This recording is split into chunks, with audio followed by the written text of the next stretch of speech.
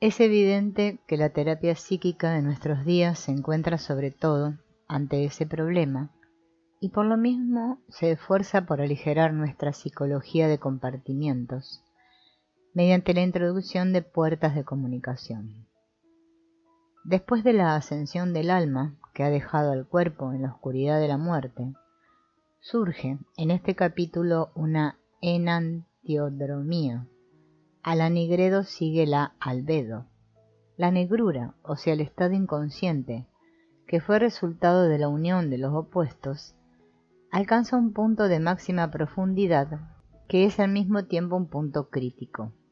El rocío que cae anuncia la resurrección y el surgimiento de una nueva luz. La sumersión en un inconsciente cada vez más profundo es seguida por una iluminación desde arriba. Al desaparecer pues el alma por obra de la muerte, no se pierde, sino que forma un antipolo vivo en el más allá al estado de muerte en el más acá. Su descendimiento se anuncia, como ya se ha indicado, mediante la humedad del rocío. Este corresponde por una parte a la esencia de la psique, puesto que ésta está emparentada con lo fresco y con animar y refrescar. Por otra parte, en rocío, sinónimo de aqua permanens y aqua sapientia, la que a su vez significa la iluminación por el sentido. La precedente unión de los opuestos determinó que a la oscuridad se agregara también la luz, la cual, como siempre ocurre, procede de la noche. Gracias a esta luz se tornará visible entonces cuál era el verdadero sentido de la unión de los opuestos. El regreso del alma. Del cielo desciende el alma, la unificadora de ambas figuras, para reanimar al cadáver. Los dos pájaros de la parte inferior izquierda representan la conocida alegoría de los dos dragones, uno alado y otro sin alas, el pájaro antes y después de empezar a volar. Esta alegoría es uno de los numerosos sinónimos de la doble naturaleza del mercurio, es decir, de su esencia tónica y neumática. Si este par de opuestos aparece separado en la imagen, quiere decir que si bien el hermafroditus está unificado y hasta vivo, el conflicto de los contrastes de ningún modo se encuentra definitivamente apaciguado o eliminado. Está desviado hacia la izquierda o hacia abajo, esto es relegado a la esfera de lo inconsciente, lo que atestigua igualmente la representación stereomórfica de los contrastes, en lugar de la antropomórfica anterior. El texto siguiente trae una cita de Morienus: no desprecies la ceniza, pues es la diadema de tu corazón. La ceniza, como producto muerto de la descomposición en el fuego, se refiere al cadáver, o sea, el cuerpo, y la exhortación lo pone en una relación singular con el corazón, el cual se consideraba en aquella época el asiento del alma. La diadema significa el principal ornato de la realeza. La coronatio desempeña un papel considerable en la alquimia. Por ejemplo, en el Rosarium hay una figura de la coronatio Mariae que representa la exaltación del cuerpo blanco, lunar, purificado. En el texto se agrega una cita de Señor: sobre la blanca tintura, cuando mis queridos padres hayan gustado de la vida, alimentados con leche pura, bebiendo de mi blanca sustancia, y se hayan abrazado en mi lecho, darán nacimiento al hijo de la luna, que sobrepujará a toda su parentela. Y cuando mi amante haya bebido de la roja tumba pétrea y gustado de la fuente materna, luego se una con ella la madre y junto conmigo, habla la madre, haya bebido del rojo vino en mi lecho amigablemente cohabitado, y mientras yo lo ame inunde mis células con su esperma, entonces concebiré, quedaré embarazada, y a debido tiempo daré a luz un poderoso varón que gobernará sobre los reyes y príncipes de la tierra, coronado con la corona de oro de la victoria. Todo por el Altísimo, que vive y gobierna por los siglos de los siglos. La imagen de la coronación que ilustra este texto demuestran que la resurrección del cadáver purificado significa simultáneamente una glorificación del mismo, por cuanto este proceder se compara con la coronación de María. El lenguaje figurado de la Iglesia se presta a esta comparación. Las relaciones de la Madre de Dios con la luna, el agua y el manantial son tan conocidas que sería obvio insistir en ello. Pero mientras que aquí es coronada María, en el texto de Señor, es el Hijo el que obtiene la corona de la victoria. Como Filius Regius que sustituye a su padre, esto resulta también congruente. En la aurora es la Regina Austri, la Sapientia, quien dice a su amante, «Ego corona qua coronatur dilectus meus», soy la corona con la que será coronado mi amado. Lo que en relación con la corona vincula a la madre con el hijo amante. En un texto posterior, el aqua amara se designa como coronada de luz. En aquel tiempo era aún válida la etimología de Isidoro de Sevilla, que declaraba sinónimos amar y aqua permanens. Aquí interviene también la simbólica acuática de María como fuente. Como se comprueba reiteradamente, el alquimista procede en la elección de sus símbolos, lo mismo que lo inconsciente. Cada idea halla una expresión positiva y otra negativa, es decir, ya es una pareja real. Así también se expresa en forma de opuestos la simbólica del agua. Se dice que la diadema regia aparece, o bien se hace la siguiente indicación. Toma las heces impuras que quedan al fondo de la marmita y consérvalas, pues es la corona del corazón.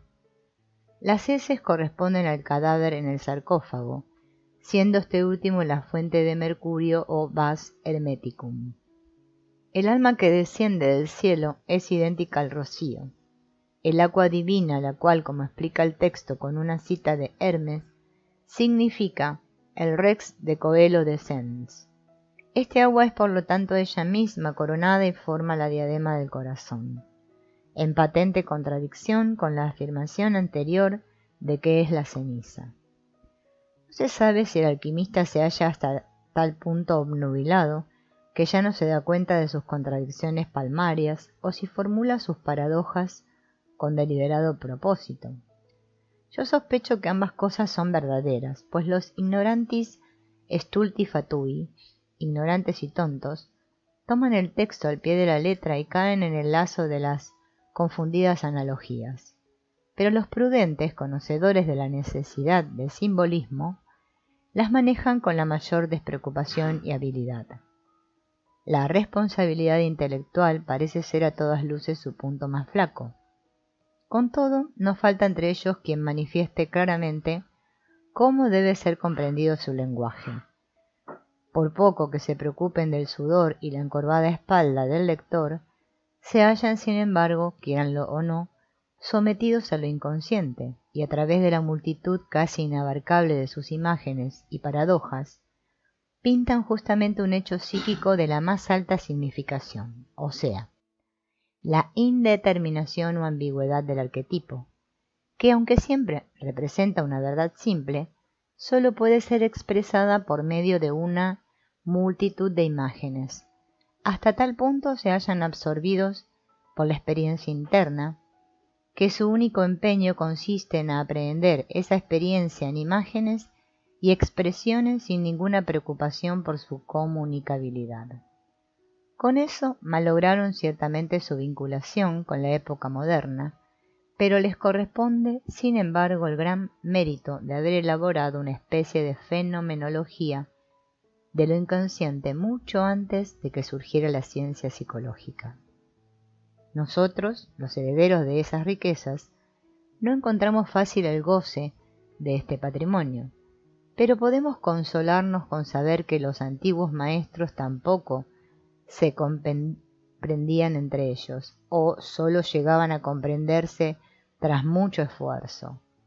Así dice el autor del Rosarium, que los antiqui philosophi tam oscure quam confuse scripserunt, que llegaban a confundir e incluso desalentar al investigador.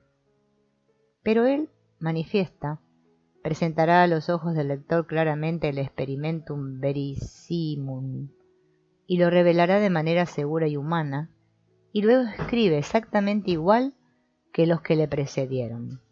Debía ser así porque los alquimistas no sabían a ciencia cierta sobre qué escribían. Que lo sepamos nosotros hoy día tampoco me parece muy seguro. De todos modos, ya no creemos que el misterio radique en la materia química, sino más bien en cierto trasfondo oscuro de la psique que ignoramos, desde luego, en qué consiste.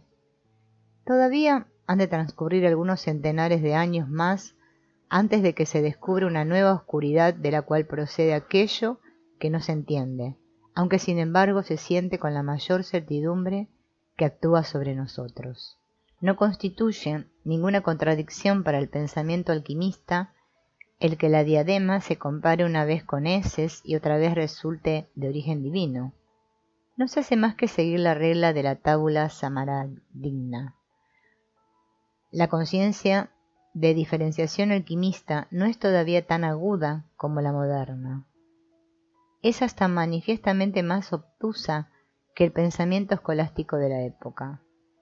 Esta aparente regresión se explica no ya por algún atraso espiritual propio de los alquimistas, sino más bien por la circunstancia de que el acento de su interés se haya colocado sobre lo inconsciente, y no, como ocurre con el agudo pensamiento conceptual de los escolásticos, sobre la discriminación y la formulación.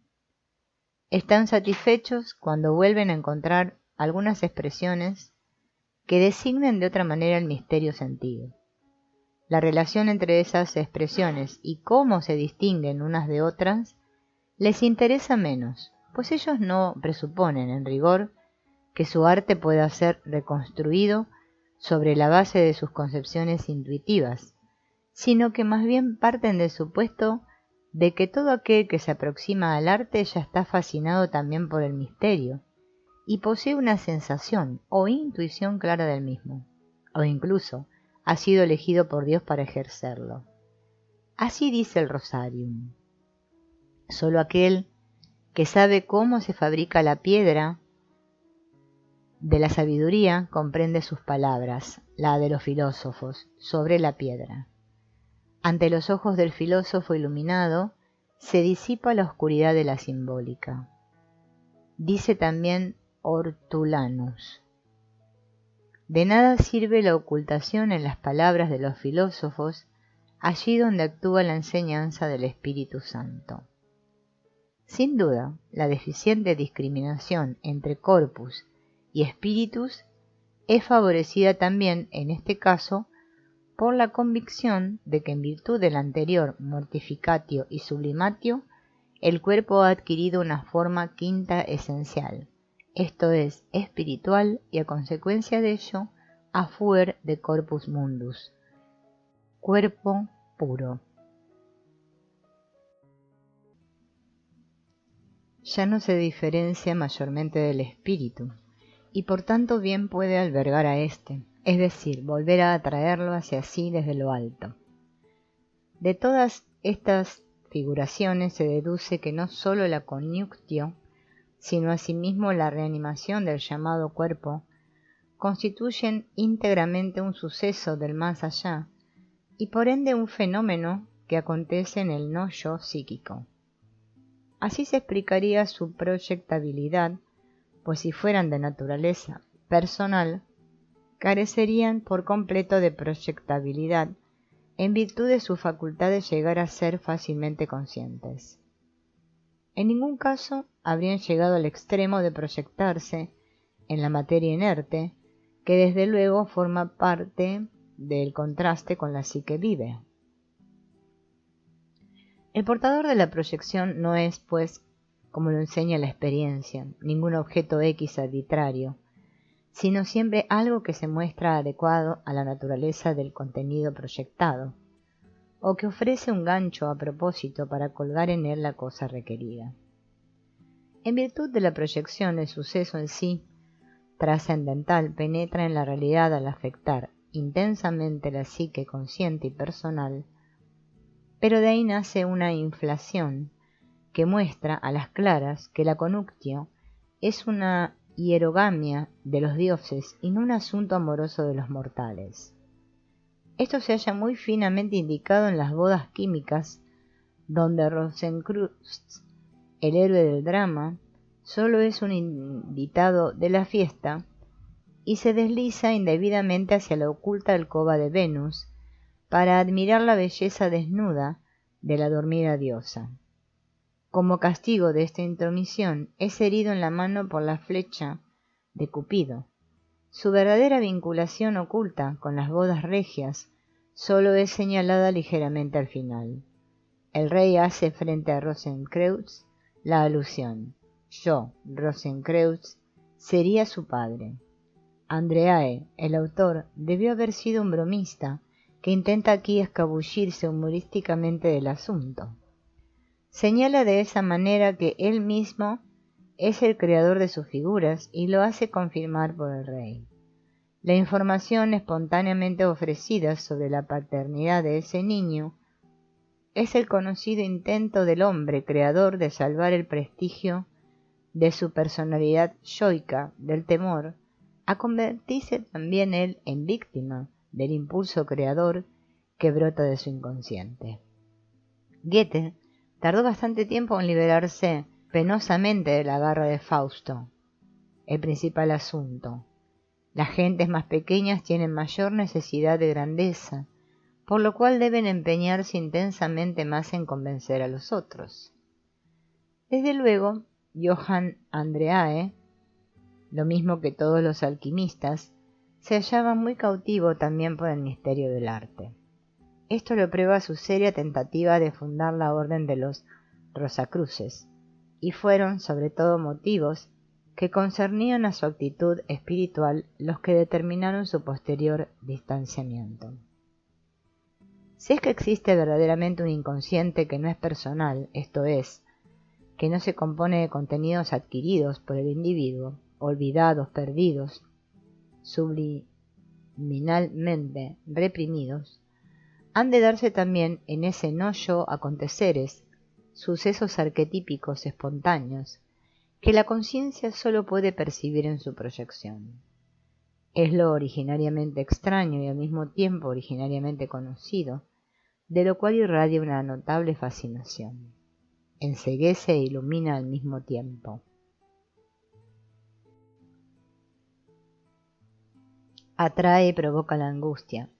Surge en las fantasías, en los sueños, en los delirios, así como en ciertos estados de éxtasis religioso.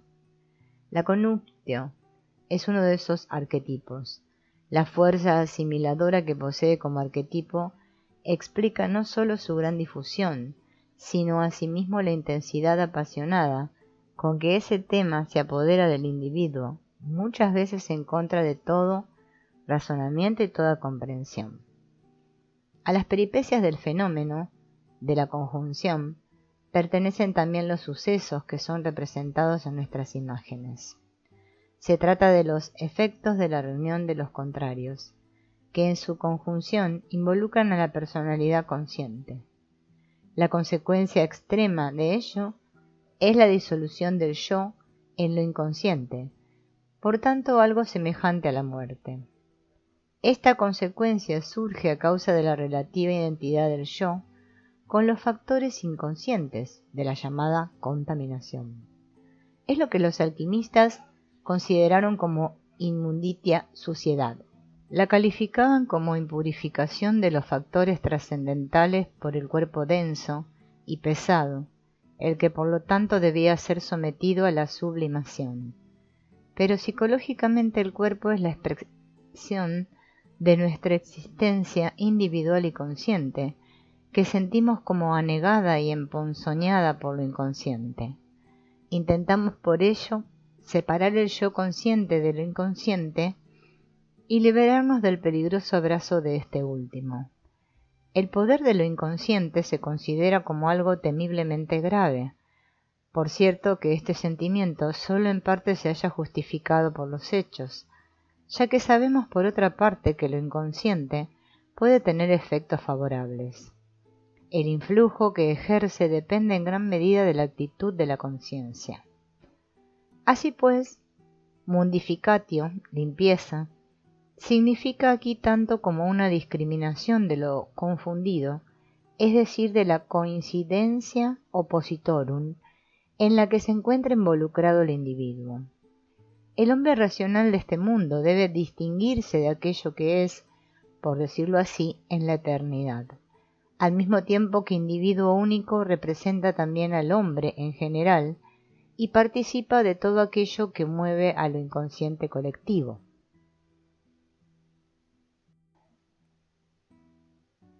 En otros términos, las verdades eternas se convierten en peligrosos obstáculos cuando subyugan al yo único y viven a su costa en perjuicio suyo.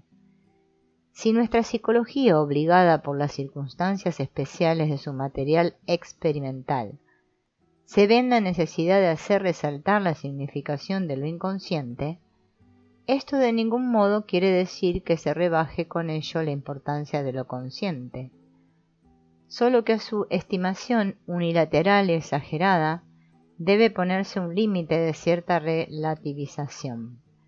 Pero esta relativización, a su vez, no debe ir tan lejos que la fascinación que emana de las verdades arquetípicas se imponga al yo. El yo vive en el tiempo y el espacio y debe ajustarse a sus leyes, si es que quiere existir. Pero si se asimila lo inconsciente hasta el punto de que toda resolución dependa de éste, entonces el yo queda ahogado y nada queda ya en lo cual lo inconsciente pueda ser integrado o realizado.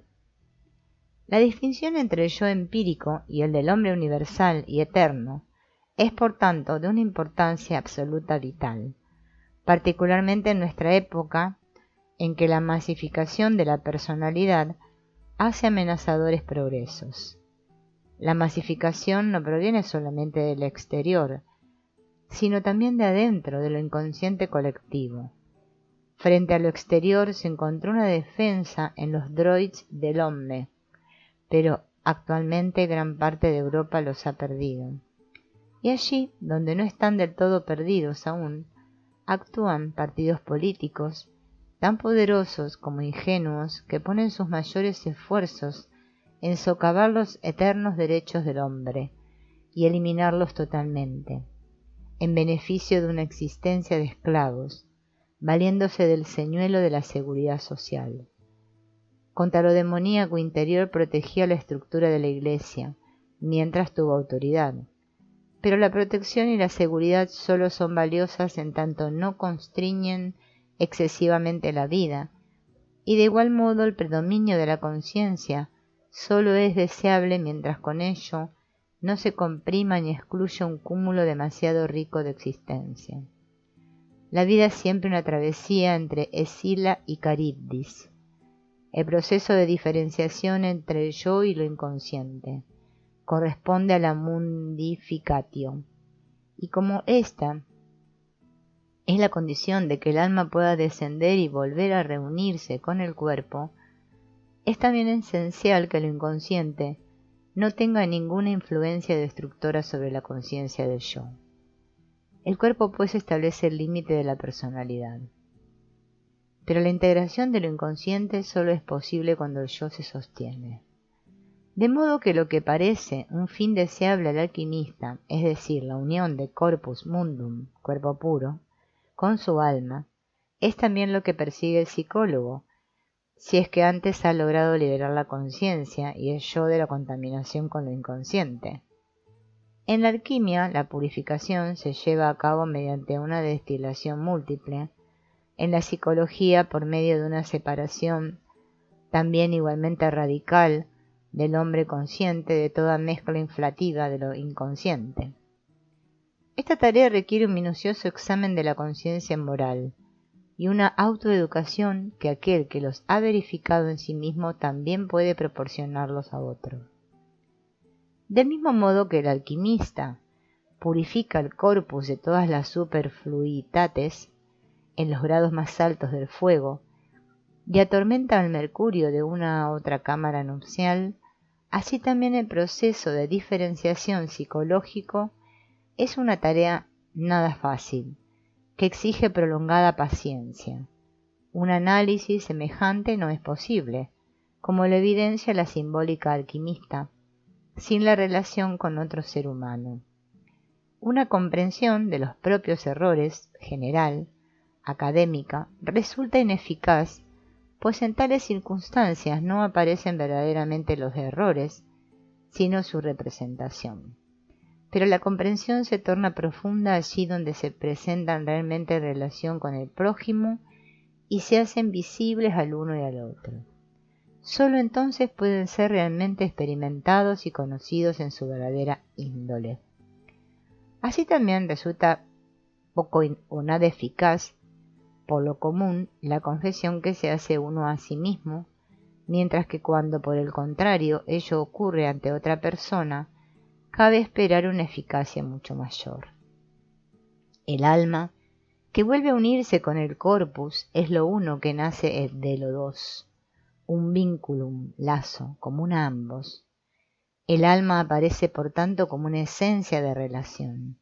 Como representante del inconsciente colectivo, el ánima psicológica posee asimismo la propiedad de lo colectivo. Lo inconsciente colectivo es algo que tiene existencia general y evidente, por lo que dondequiera que surja ocasiona una identidad inconsciente, una participation mystique, mientras que la personalidad consciente se encuentra cautivada en esta y no opone ninguna resistencia a su inclusión. La relación del ánima se personifica, por ejemplo en el sueño, como una personalidad parcial, relativamente autónoma, que desarrolla influjos sobre todo perturbadores. Pero si mediante una crítica prolongada y radical y una disolución de las proyecciones se efectúa una diferenciación entre yo y lo inconsciente, el ánima cesa gradualmente de ser una personalidad autónoma. Se convierte cada vez más en una función de relación entre la conciencia y lo inconsciente. Mientras es proyectada, origina mediante ilusiones de toda especie inacabables confusiones en los hombres y las cosas. Al suprimirse la proyección, se vuelve a convertir en lo que fue antes, es decir, en una imagen arquetípica que en su lugar debido funciona en provecho del individuo. Es entre el yo y el mundo una Shakti cambiante que tiende el velo de Maya y determina con su danza el ofuscamiento de todo ser. Pero entre el yo y lo inconsciente, el ánima se vuelve fundamento de figuras divinas y semidivinas, desde la diosa antigua hasta María, desde la mensajera del general hasta el santo. El ánima inconsciente es cabalmente un ente sin relación y autoerótico, que no busca sino la posesión total del individuo, en virtud de lo cual afemina al hombre de un modo singular y desfavorable. Esto se pone de manifiesto en un mal humor invencible, que gradualmente echa a perder también las funciones hasta entonces seguras y normales, por ejemplo el entendimiento, al engendrar ideas y opiniones que con razón se censuran las mujeres poseídas por el animus. Debo destacar desde ahora que para la psicología femenina valen esencialmente otras formulaciones, porque allí no nos encontramos en el lugar correspondiente con una función de relación, sino por el contrario con una función diferenciadora, o sea, el animus. Como filosofía, la alquimia fue sin duda en primer lugar una preocupación masculina, a consecuencia de lo cual resultan sus formulaciones principalmente masculinas. Pero no debe perderse de vista que el elemento femenino tiene en ella cierta importancia desde que en sus comienzos alejandrinos figuran filósofas como Teosobeia, la soror mística de Zósimo, Pafnucia y María Profetisa. De una época posterior conocemos la pareja de alquimistas Nicolas Flamel y Peronelle. El Mutus Liber describe el opus como una realización conjunta del hombre y la mujer, Y finalmente tenemos aún en el siglo XIX la pareja de alquimistas ingleses, Mr. Thomas Sowell y su hija, más tarde Mrs. Atwood. Después de haberse ocupado de alquimia durante un tiempo prolongado, ambos resolvieron dejar constancia escrita de sus ideas y experiencias. Con tal objeto, se separaron trabajando el padre de una parte de la casa y la hija en otra. Ella escribió un libro grueso y erudito, él hizo versos. Ella terminó antes y mandó imprimir el libro, pero apenas se publicó, al padre le asaltaron escrúpulos de haber revelado al fin el gran misterio. Logró convencer a su hija que retirara el libro de la circulación y lo destruyera. Él sacrificó también su obra poética. Solo quedan algunos renglones del libro escrito por la hija, cuyos ejemplares no pudo retirar en su totalidad. Solo después de su muerte, en 1920, se pudo disponer de una nueva edición. He leído este libro, ningún misterio había sido revelado en él. Es todavía bien medieval, con intentos de aclaración teosófica, como concesión al sincretismo de los nuevos tiempos.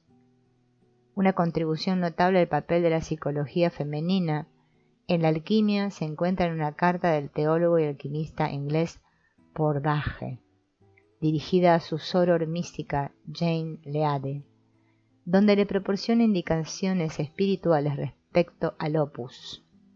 Este horno sagrado, este balneum Mariae, esta redoma de vidrio, este horno misterioso es el lugar, la matrix y el centrum, de donde brota, hierve y tiene su origen la tintura divina. No creo necesario recordar el asiento o lugar donde tiene su albergue y permanencia la tintura, ni mencionar su nombre, sino que tan solo recomiendo tocar en su fondo. Salomón nos dice en su Cantar de los Cantares que su albergue interior no está lejos del ombligo, que semeja una copa redonda llena del sagrado licor de la tintura pura.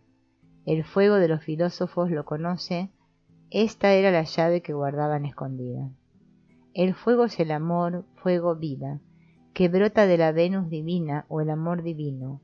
El fuego de Marte es demasiado intenso, demasiado cáustico y demasiado feroz, de modo que la materia quedaría reseca y quemada. De ahí que sólo el fuego amor de Venus posea las propiedades del fuego verdadero y justo. Esta filosofía verdadera os enseñará cómo deberéis conoceros a vos misma, y cuando así os conozcáis, bien conoceréis también a la pura naturaleza. Porque la pura naturaleza está en vos misma. Y cuando hayáis conocido que la pura naturaleza, la vuestra, exenta de toda identidad maligna y pecaminosa, es la verdadera identidad, entonces conoceréis también a Dios. Porque la divinidad está escondida y envuelta en la pura naturaleza, como la semilla de la nuez en la cáscara. La verdadera filosofía os enseñará quién es el padre y quién la madre de este niño mágico. El padre de este niño es Marte. Él es el fuego vida, que deriva de Marte como cualidad paterna. Su madre es Venus, que es la tierna amor fuego y que deriva de la cualidad del hijo. Por doquier veis lo masculino y lo femenino, el hombre y la mujer, la novia y el novio, las primeras nupcias o las bodas de Galilea, como propiedades y formas de la naturaleza que se verifican entre Marte y Venus cuando vuelven de su estado de caída. Marte o el esposo debe convertirse en un hombre divino, de lo contrario Venus no se casará con él ni lo conducirá al tálamo nupcial sagrado. Venus debe convertirse en una virgen pura, en una esposa virginal, de lo contrario no la tomará por esposa, en la ira, fuego, el celoso y colérico Marte, ni vivirá unido a ella, sino que en lugar de unión y armonía, solo habrá disputas, celos, discordia y enemistad bajo las propiedades de la naturaleza. Así que, si os proponéis llegar a ser una artista instruida, debéis pensar seriamente en la unión de vuestros propios Marte y Venus, de modo que el lazo nupcial quede debidamente anudado y la unión entre ellos se cumpla realmente. Debéis cuidar que yazcan juntos en el lecho de su unificación y vivan en dulce armonía, pues entonces la casta Venus dará en vosotros sus perlas, su espíritu agua, para suavizar el espíritu agua de Marte, y la ira fuego de Marte penetrará de buen grado con amor y dulzura en el fuego amoroso de Venus. Y así las dos propiedades, en forma de fuego y agua, se mezclarán, se unirán y fluirán la una en la otra. De su unión y unificación saldrá el primer fruto del nacimiento mágico, que se denomina tintura, la tintura de amor-fuego. Mas es peligroso el que la tintura sea concebida en la matriz de vuestra humanidad y despertada a la vida, pues es de temer que mientras se encuentre todavía en el cuerpo o matriz, o antes de que sea sacada a la luz a su debido tiempo, pueda aún ser descuidada. De manera que debéis buscar una buena niñera que os comprenda bien en vuestra niñez y os nutra debidamente.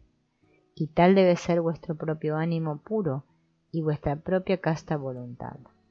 El alimento adecuado del niño es el amor fuego de Venus, y no la ira fuego de Marte, pues esta última ahogaría y mataría al niño. Después de haber sido debidamente nutrido el niño, templado en la lucha por la vida con las propiedades de la naturaleza, debe ser examinado y puesto a prueba. Con eso surgen nuevos peligros y grandes preocupaciones, puesto que puede sufrir daños en el cuerpo y la matriz de la prueba y malograros el nacimiento.